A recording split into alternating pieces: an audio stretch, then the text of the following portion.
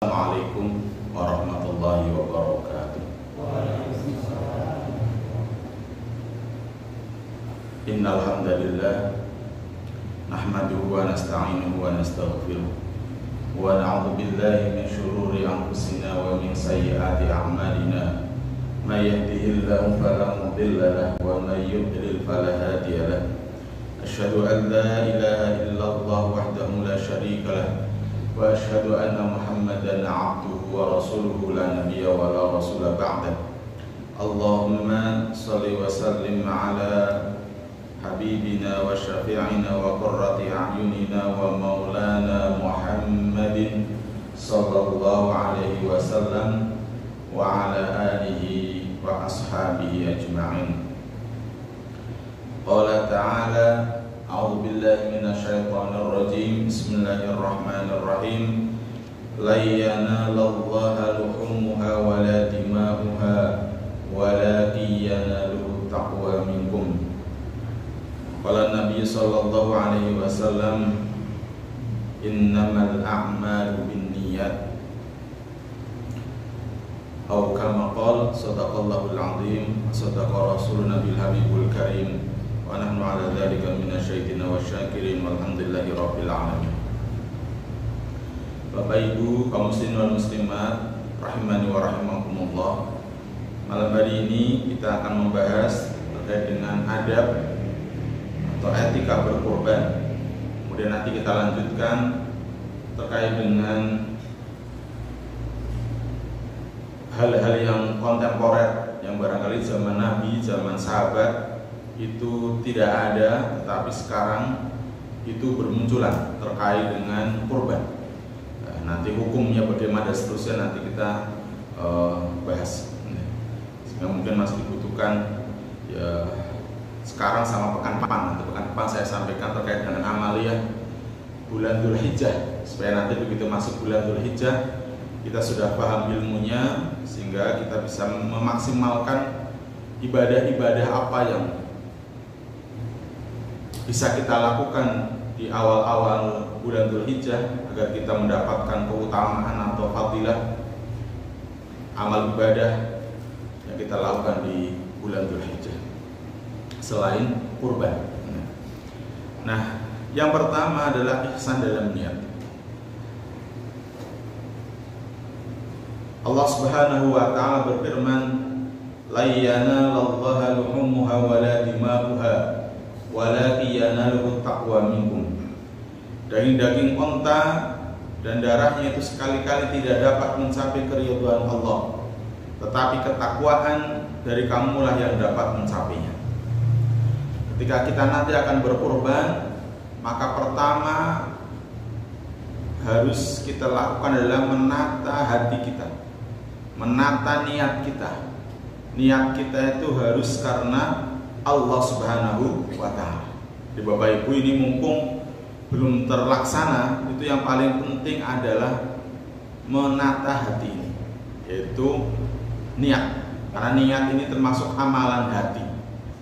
Sebab kalau niatnya bukan karena Allah Subhanahu wa ta'ala, maka nanti tidak akan nyampe kepada Allah. Sebaliknya kalau niatnya karena Allah, maka nanti insya Allah itulah yang diterima oleh Allah Subhanahu wa ta'ala. Maka bersihkan hati kita dari niat-niat yang lain. Niat karena ingin dipuji orang, niat karena pekewo, karena enggak enak dan lain sebagainya. Kita ibadah itu karena Allah Subhanahu wa ta'ala.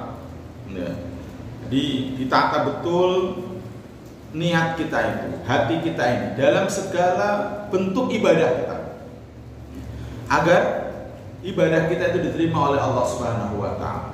Nah, berkurban ini adalah langsung dari perintah Allah juga. Inna a'tainakal kautsar fasholli li rabbika wanhar. Perintah Allah langsung. Nah, dan juga banyak hadis-hadis. Oleh karena itu kita lakukan ibadah kurban itu nanti niatnya juga karena Allah Subhanahu wa ta'ala. Ya, ini penting. Agar apa yang kita lakukan itu diterima oleh Allah Subhanahu wa ta'ala. Sehingga dikatakan Rasulullah, innamal a'malu binniyat wa innamal likulli imri'in ma nawa. Ya, sungguhnya semua amal itu tergantung pada niatnya, dan seseorang itu akan mendapatkan sesuai dengan niatnya itu. Ya, karena kalau niatnya karena Allah, maka insya Allah mendapatkan pahala. Tapi kalau niatnya karena manusia, karena yang lain, karena dunia dan seterusnya, ya hanya dapat itu saja. Mungkin dapat pujian, si A hebat, si fulan luar biasa begitu. Tetapi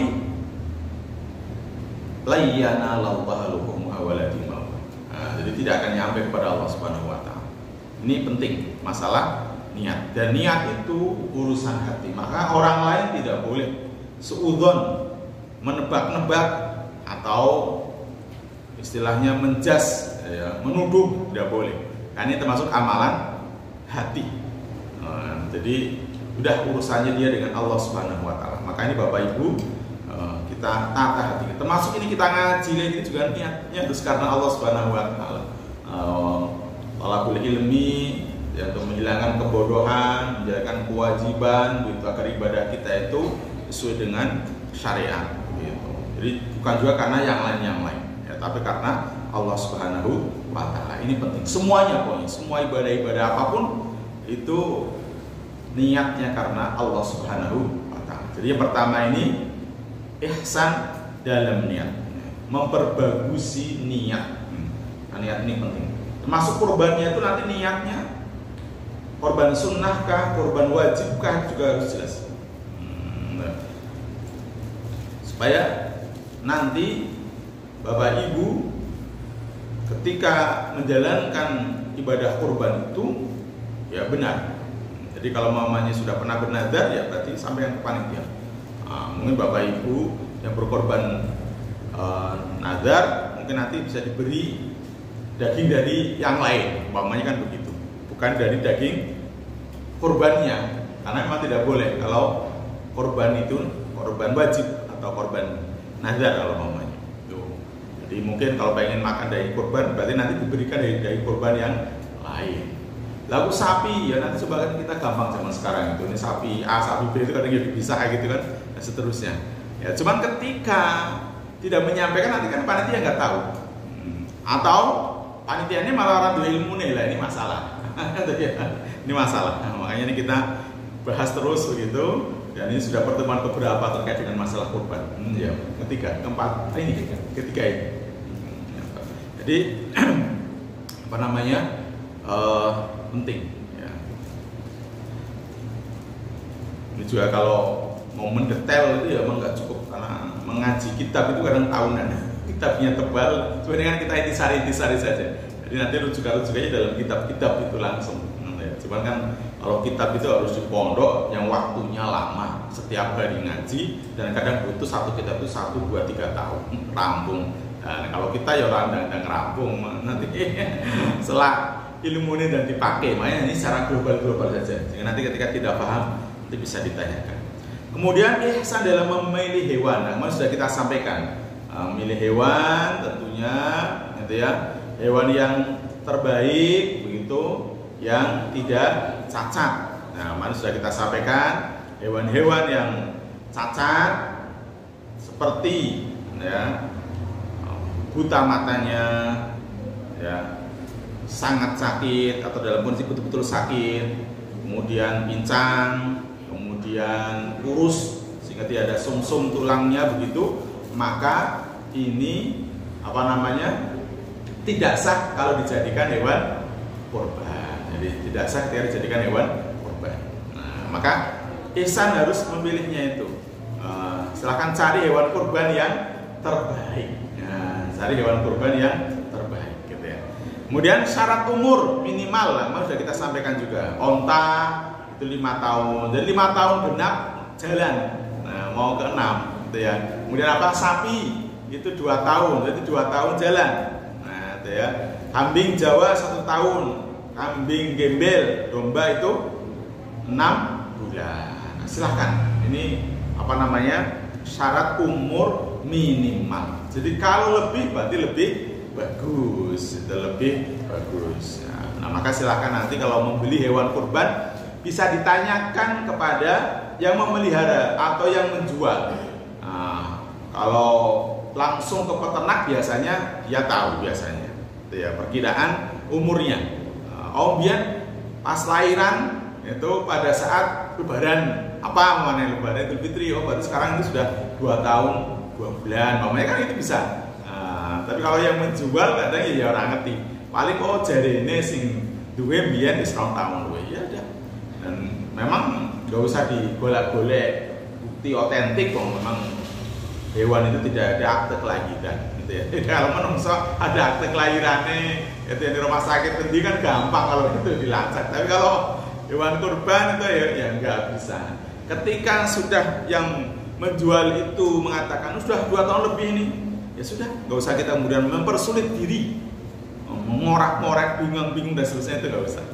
Udah, kita yakin, tentunya orang-orang yang ahli itu biasanya paham ciri-cirinya bagaimana. Nah, ciri-ciri yang umum itu biasanya cirinya spoil, untune, contoh kan kayak gitu deh. Walaupun mohon maaf, terkadang ada orang-orang nakal, oknum-oknum nakal, kadang dipoil, nganggo tangan gitu ya. Ini kan ya bukan salah kita yang membeli, tapi kan ya akan kelihatan gede hewan itu kayak ngopo ya ketika sudah umur 2 tahun. Umumnya orang makanya bisa ngajak yang paham begitu, atau tanya langsung pada yang memelihara. Ya. Kemudian ya cacat yang tadi saya sampaikan tadi itu yang jelas tidak boleh. Kalau di mazhab Syafi'i tidak hanya 4 ini. Kalau di mazhab Syafi'i itu ditambah kayak umpamanya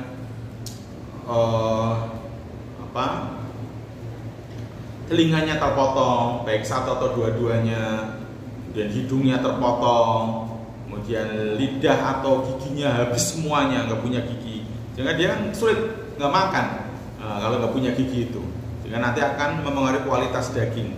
Seterusnya itu termasuk yang tidak sah untuk dijadikan hewan kurban. Tapi kalau secara dalil langsung yang ini tadi itu, jadi 4 jenis ya, arba'atun la tujzi'u fil adhahi, itu ya, ada 4 jenis hewan kurban yang cacat yang tidak sah dijadikan kurban.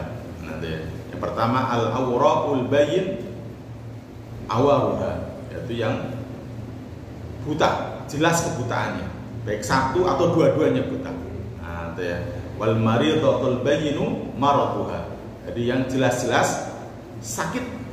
Ya. Wal arja'ul bayyinu dhulla'uha atau dhilla'uha, yaitu yang pincang, ya, pincang patah kakinya, mamanya seterusnya begitu. Wal ajfa'ul lati la tunti, jadi sangat kurus sekali, itu juga tidak sah. Ya. Kemudian yang tidak kalah penting adalah ihsan dalam penyembelihan. Menyembelih dengan tangannya sendiri lebih diutamakan, artinya lebih afdol. Jadi siapa yang kurban maka dialah yang menyembelih, itu lebih afdol. Baik itu laki-laki maupun perempuan, itu sah. Nah, cuman biasanya jarang di kita itu kok ibu-ibu nyembelih sapi, nyembelih kambing, itu kan jarang ya. Hampir-hampir belum pernah melihat itu. Ya. Tapi ya silahkan, kalau mau berani dan bisa begitu, itu lebih utama memang. Kalau ibu-ibu kurban itu silahkan, bisa hewan kurbannya disembelih tangannya sendiri, itu lebih utama. Tapi rata-rata memang kalau tidak latihan dan tidak biasa memang tidak berani atau tidak bisa. Kemudian menyembelih dengan ihsan dan sesuai aturannya. Ya, fa idza dzabhtum fa ahsinu dzibha. Jadi ketika kalian menyembelih maka perbagus cara penyembelihannya. Nah, ya. Jadi kalau menyembelih itu perbagus cara penyembelihannya. Nah, nanti kita sampaikan adab penyembelihannya. Yang bagus itu yang bagaimana? Dari pisaunya bagaimana dan seterusnya itu. Kemudian kalau tidak berani menyembelih dengan tangannya sendiri, jika memungkinkan maka bisa hadir untuk menyaksikan hewan penyembelihannya. Jadi hewan kurbannya disembelih oleh orang lain, maka panjenengan itu hadir jika memungkinkan. Nah, jika tidak memungkinkan ya ora apa-apa. Jadi nggak usah bingung karena ini bukan suatu kewajiban. Jadi ada orang yang kurban ditempatkan jauh di mana begitu. atau di luar kota yang memang sangat membutuhkan daerah-daerah bencana. Kalau sekarang mungkin di Gaza, Palestina dan seterusnya ada yang kayak gitu kan nggak mungkin datang ke sana. Jadi intinya ketika tidak bisa hadir ya orang popo, intinya begitu aja. Cuman urutannya tadi disembelih oleh tangannya sendiri. Kalau tidak bisa minimal hadir ketika hewan kurbannya disembelih. Kalau tidak bisa ya sudah tidak apa-apa. Ya. Nah, ada penyembelihannya, yang menyembelih itu baligh dan berakal, baik laki-laki maupun perempuan sama saja. Jadi nggak boleh anak-anak yang belum baligh kok menyembelih, nggak boleh. Apalagi tidak berakal, orang gila ya jelas nggak mungkin, gitu ya. Tidak sah penyembelihannya. Jadi yang menyembelih adalah baligh dan berakal. Kemudian hendaknya pemilik kurban menyembelih sendiri hewan kurbannya atau menyaksikan penyembelihannya. Nah, ini tadi sudah kita sampaikan. Kemudian ihsan dalam menyembelih. Nah, tadi ihsan dalam menyembelih itu nanti kita sembelih dengan pertama ya ketika merubuhkan. Ya, ketika merubuhkan itu tidak kasar-kasar. Ya. Kemudian yang kedua, tidak diperlihatkan kepada hewan lainnya ketika menyembelih. Jadi kalau mamanya ada yang mau disembelih, hewan kurban yang lain ditutupi atau yang tidak melihat. Nah, supaya tidak ketakutan. Ya kita saja kalau menyaksikan itu jangan takut. Nah, ya. Itu jadi silakan hewan kurban yang lain itu dipisah dulu intinya. Nah, intinya tidak melihat ya temannya sedang disembelih atau dirubuhkan dan sebenarnya diikat-ikat begitu, kasihan. Nah, tuh. Nah, termasuk itu biasanya kadang hewan kurban yang melihat itu terkadang nanti terus jadi angel, ya karena sudah ketakutan dulu, sudah stres dulu di awal. Nah, sebelum dia apa-apa dia sudah stres karena melihat temannya itu bagaimana dirubuhkan, bagaimana diikat kelojotan, bagaimana disembelih kelojotan gitu. Maka dia kemudian stres. Nah, jadi tolong ini diusahakan ihsannya itu adalah tidak melihat hewan lain yang sedang dilakukan prosesi penyembelihan. Kemudian hewan kurban dihadapkan ke kiblat, dibaringkan di atas lambung kiri, berarti kepalanya berada di selatan. Ya, kepalanya berada di selatan, itu apa namanya? Kemudian menghadap ke kiblat. Ini adabnya begitu.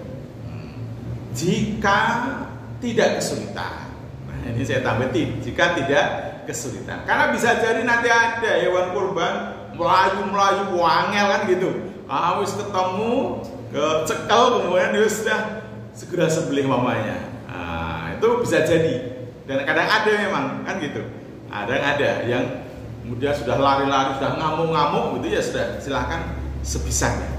Yang penting penyembelihannya benar. Nah, tapi ini dalam kondisi normal, ya, dihadapkan ke kiblat dan dibaringkan di atas lambung atau perut kirinya. Itu adabnya begitu. Yang ini saya sampaikan yang normal-normal. Jadi, kalau tidak normal, jadi tidak normal. Tadi kalau banyak ngamuk dan seterusnya tidak normal. Nanti kecekelen sawah nanti ngadepin nanti sedang sembelih, kan gitu ya.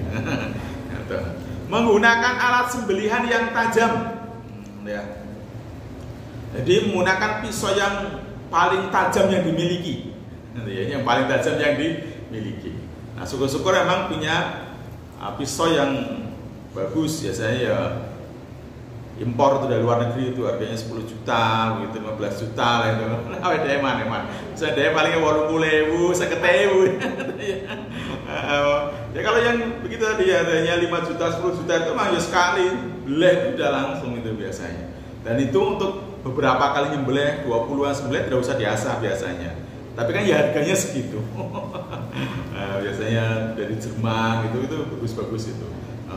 Itu kalau punya. Nah, kalau kita ya insya Allah diusahakan yang penting pisaunya sudah diasah dulu kan ini sudah maksimal intinya kita usahakan dengan pisau yang tertajam yang kita miliki. Nah, ya. Dan terus menggunakan yang tadi logam. Jadi tidak boleh dengan kuku, dengan inis sih ngerti ya sini ya. Inis itu kalau bambu itu yang kulitnya itu, itu ya itu tidak. Itu dengan ya kalau jelas kalau sekarang namanya beleh sapi, beleh kambing ya mestinya dengan baja atau logam besi yang tajam lah ya. Mungkin nggak kita temukan ini dengan yang kuku atau dengan yang lain tadi, atau dengan tulang, itu nggak sah, nggak boleh ini ya. Walaupun tulang itu sangat tajam, itu nggak boleh. Tidak menggolimi dan menyakiti hewan kurban. Nah ini, tidak menggolimi dan menyakiti hewan kurban. Nah, salah satunya itu adalah biasanya ketika merubuhkan. Memang kalau sekarang sudah ada alat-alat ya yang bisa digunakan untuk merubuhkan hewan kurban, dan itu lebih lebih ihsan. Nah, ya mungkin kalau di banyak tempat yang sudah ada uangnya, itu bisa digunakan membeli alat ini ya. Atau pinjem umpamanya kalau ada. Rata-rata kan ya dipakai dewe kan ngono karena bersamaan rata-rata ya. Nah, tapi sudah kalau zaman dulu juga tidak ada alat itu, zaman Rasul juga tidak ada alat itu, sahabat dan seterusnya tidak ada. Ini kan mungkin beberapa tahun kekinian ya, inovasi begitu dan seterusnya. Nah, termasuk menggolimi itu kalau menyetrum itu nggak boleh. Kan ada daerah-daerah tertentu atau di luar itu banyak yang kemudian ketika membunuh kan mereka kan masalahnya bukan orang Islam itu dengan cara disetrum. Untuk ada yang dipukul dulu begitu kan ada. Maka tidak boleh. Nah, kalau yang Islam ya itu udah silakan diikat dengan baik, intinya begitu. Nah, setelah kemudian disembelih. Kemudian memutus hulkum, itu jalan makan, mar'i, jalan nafas, sekaligus juga buluh darah di kanan kiri. Berarti ada 4 yang putus. Nah, tapi minimalnya 2 ini memang yang besar. Minimalnya. Jadi kalau bisa 4 itu tadi. Ya, kanan kiri itu juga putus. Jadi yang jalan nafas, jalan makan, ya, tenggorokan begitu, dan mar'i itu jalan nafas, kemudian pembuluh darah kanan kiri itu putus. Insya Allah lebih mempercepat kematiannya. Nah, kemudian juga tidak menguliti sebelum jelas-jelas hewan itu mati. Tidak boleh, mamanya ketika masih baru disembelih cepet langsung dipotong kakinya di mana aja, karena dia belum mati masalahnya. Ya, dia tunggu dulu, ditunggu begitu supaya juga darahnya itu habis keluar. Nah, istilah kalau ada penyakit itu keluar lewat darah gitu kan. Jadi ditunggu dulu intinya sampai mati betul. Sampai mati betul maka silahkan baru dikuliti. Nah, ini insya Allah sekarang juga sudah pada paham. Nah, ini mudah-mudahan tidak terjadi seperti tahun-tahun atau masa-masa yang dulu kan ya barangkali belum paham. Sekarang insya Allah pengajian sudah di mana-mana, itu sudah disampaikan, maka menunggu sampai betul-betul mati begitu hewan kurban yang sudah disembelih itu, maka silahkan baru dilaksanakan proses pengulitan. Nah, kalau belum mati kan kasihan, bersakit, mendzolimi. Kemudian ada penyembelihan, disyariatkan membaca tasmiyah atau basmalah, kemudian takbir serta mendoakan. Maka bisa kita lakukan Bismillahi Allahu Akbar. Kemudian saya itu sampaikan kurbannya siapa, hadza minka walaka, kemudian an siapa-siapa, ini untukmu ya Allah, dan ini untuk bagimu ya Allah, an siapa-siapa, sebutkan nama orang yang berkorban itu. Jadi Bismillahi Allahu Akbar, hadza minka walaka an fulan. Kalau diri sendiri berarti ya anni, dari saya kan gitu. Kalau maunya saya dan orang-orang lain berarti anni dan an siapa di samping. Gitu ya. Itu begitu. Nah, ini yang kadang juga ini tidak difahami oleh sebagian jagal gitu ya. Maka ini harus mencari jagal, di samping memang berani, pintar begitu, juga ilmu fikihnya ini yang harus dimiliki. Ilmu fikihnya. Jadi tidak hanya sekedar wanita. Kemudian baru kita doakan agar korbannya diterima oleh Allah Subhanahu wa taala. Kalau mau diri sendiri, Allahumma taqabbal minni. Ya Allah, terimalah korban dariku. Tapi kalau maunya kita dimintai tolong untuk menyembelih, gitu ya, maka sebutkan hal Allahumma taqabbal min siapa. Nah, ya, jadi ya terimalah kurbannya dari siapa dan seterusnya. Itu begitu. Nanti ya, ini kalau kita itu dimintai tolong untuk menyembelihkan hewan kurban. Nah, ini pentingnya ngaji, fikihnya itu di sini salah satunya. Nah, ya. Tuh. Kemudian tidak boleh atau haram menjadikan bagian dari hewan kurban sebagai upah bagi jagat. Nah, nggak boleh. Ya, jadi tidak diperbolehkan. Ini ada apa ini?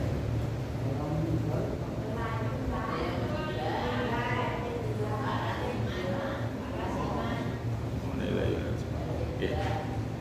Jadi ya saya percepat, haram menjadikan bagian dari hewan kurban sebagai upah bagi jagat. Insya Allah kita sudah mulai paham. Jadi kalau mau dikasih upah silahkan, nanti dari uang operasional atau uang lain yang diperbolehkan. Uang lain diperbolehkan.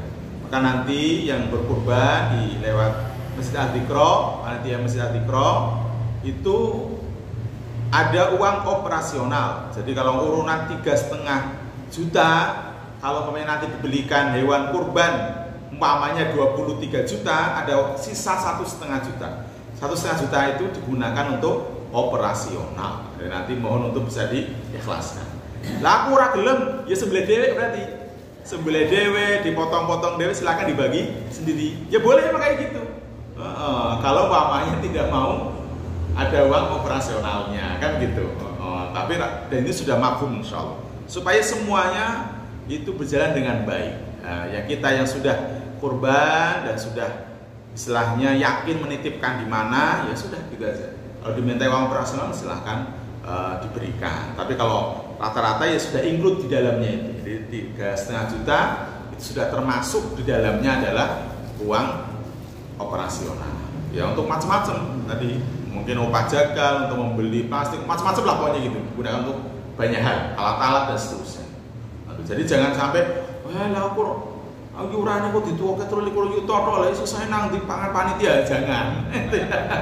Jangan kayak gitu itu. Ini tolong nanti menyakiti panitia, menyakiti orang lain lah intinya gitu. Ya. Kalau sudah yakin sudah, nanti soal panitia juga akan laporan, gitu ya. Jadi panitia nanti juga akan laporan. Jadi insya Allah sudah kita amanahi dan panitia pun insya Allah tidak semena-mena, ya tidak sepenahi dewi. Nanti semuanya nanti akan terlaporkan di akhir, ya loh. Dan itu sudah, kalau kita sudah niat ya sudah, kita sudah pasrahkan kepada Allah Subhanahu Wa Taala. Kita pasrahkan ke panitia untuk melaksanakannya, gitu saja. Nanti jadi sama-sama enak. Jadi tidak usah nanti di belakang grudel-grudel gitu. Penak panitianya, nggak ada yang penak, malah panitia dia reposo juga. Nanti apalagi mohon maaf kalau ada orang-orang yang nggak bisa menjaga mulutnya itu, nanti loro hati, jadi ya saling menjaga intinya gitu, saling menjaga. Jangan sudah niat udah Allah yang membalas itu masalahnya, bukan panitia yang balas, bukan orang lain yang membalas kan gitu. Allah yang nanti akan membalas pahala.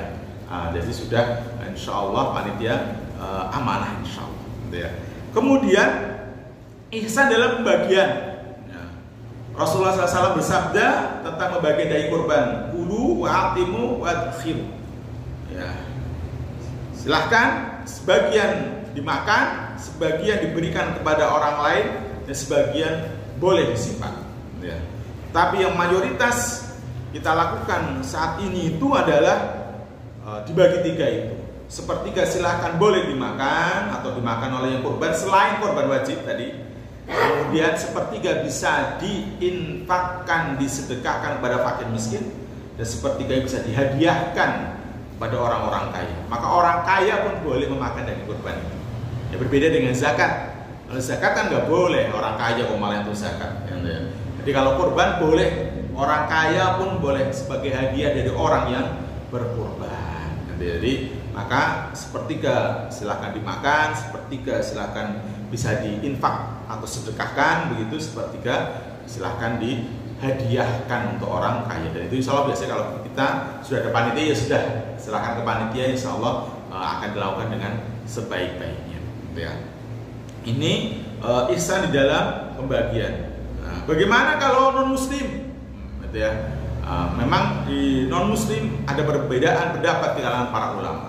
Tapi untuk barangkali kebaikan bersama, harapannya nanti untuk orang yang non muslim itu harapannya maksimal dan seterusnya, silahkan, tidak apa-apa untuk diberi. Syaratnya memang yang muslim itu sudah kebagian. Muslim orang yang kebagian kalau malah diutamakan, non muslim itu tidak. Jadi yang muslim jelas prioritas utamanya, tapi insya Allah kalau cukup bisa diberikan kepada non muslim. Nah, kemudian ini saya sampaikan yang kontemporer ini sebenarnya masih banyak, nanti yang amaliyah bulan Dzulhijjah nanti kita sampaikan yang akan datang gitu.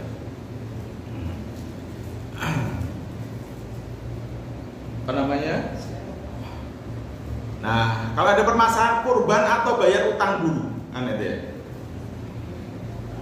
Maka kita rinci dulu. Yang pertama, saat utangnya yang halal sudah jatuh tempo, ya. Sudah jatuh tempo, maka menunaikan hutang lebih didahulukan. Ya. Umpamanya debitur yang memiliki utang untuk angsuran rumah pertama, umpamanya. Kan rumah pertama itu termasuk kebutuhan pokok. Beda kalau rumah kedua, ketiga, keempat kan bukan kebutuhan pokok. Yang rumah pertama itu masuk kebutuhan pokok. Itu maka silahkan lebih diutamakan bayar utangnya dulu daripada dicecer-cecer debt collector. Itu ya, karena sudah jatuh tempo masalahnya, utang itu harus segera dibayarkan. Karena matul ghani zulmun, menunda-nunda pembayaran yang dilakukan oleh orang yang mampu adalah suatu kedzaliman. Janjane wis mampu bayar utang tapi ditunda-tunda apa meneh duwe ilmu ngilang. Lah itu nggak boleh. Itu masuk ke zulmun, kedzaliman. Ya segera bayarkan. Ya. Nggak bisa jadi nanti kemudian duitnya entek seterusnya, nanti malah resiko. Apalagi kalau saya meninggal masih punya utang, itu pun nanti masih akan ditagih di akhirat. Hatta orang yang mati syahid di jalan Allah karena perang, ketika masih punya utang tidak bisa masuk surga sebelum utangnya ini dibayar. Maka ini utang ini penting, harus segera dibayar. Silahkan kalau yang punya utang, syukur-syukur orang ada utang. Tapi mungkin rata-rata itu ya tetap berutang, bu akeh CDE kan gitu ya. Tapi silahkan itu segera dibayarkan. Ketika kita berniat untuk membayar, maka insya Allah akan mudahkan di dalam membayar. Yang kedua, saat utangnya belum jatuh tempo, masih suwe jatuh temponya loh, sesuai perjanjiannya itu masih lama, gitu ya. Maka berkurban itu menjadi tuntunan karena berkurban tidak melalaikannya dari kewajiban membayar hutang. Jadi insya Allah jatuh temponya masih lama dan sudah ada persiapan untuk membayar hutangnya itu maka silahkan bisa digunakan untuk berkorban terlebih dahulu. Ya, kalau seperti ini. Atau punya utang, ya sudah rutin utang itu harus dikembalikan setiap awal bulan apa tanggal berapa, tapi juga memang ada uang yang sudah kita persiapkan untuk kurban, ya saya kurban karena juga tidak mengganggu membayar hutang ini, kan begitu, ya silakan berkorban juga gitu. Kemudian yang ketiga, bayar hutang dulu daripada berkorban itu tidak boleh menjadi alasan untuk berhenti atau menunda membantu dan bersedekah. Jadi ketika ada mungkin saudara kita lebih membutuhkan bantuan dan seterusnya begitu, ya,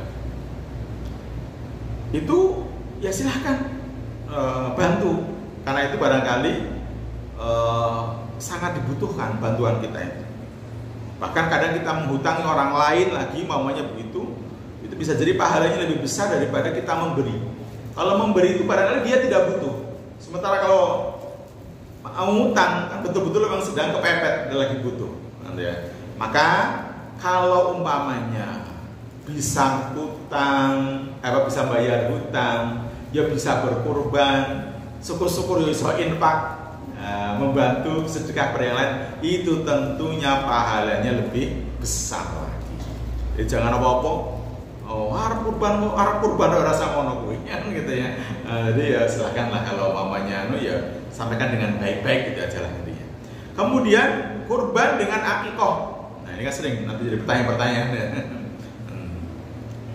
Yang pertama, memang kalau kurban dengan niat akikoh ada perbedaan pendapat para ulama.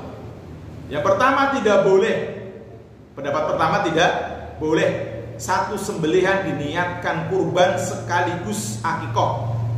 Ini pendapat mazhab Maliki, Syafi'i, serta salah satu riwayat dari Imam Ahmad atau Hambali. Jadi tidak diperbolehkan. Pendapat yang kedua boleh kurban dengan niat akikoh. Karena kesamaan targetnya. Targetnya apa? Taqarrub ilallah, mendekatkan diri kepada Allah Subhanahu wa taala. Siapa yang berpendapat ini? Ada Imam Ahmad. Tadi kan satu pendapat Imam Ahmad. Nah, Imam Ahmad yang lain maksudnya itu membolehkan. Al Hasan Al Basri, ulama besar, membolehkan. Muhammad Ibnu Sirin juga ulama besar membolehkan. Qatadah juga sama. Jadi kalau nanti ada orang kurban niatnya akikoh ya sekaligus, maka ya sudah, gak usah jadi berbeda pendapat ya, karena memang sudah ada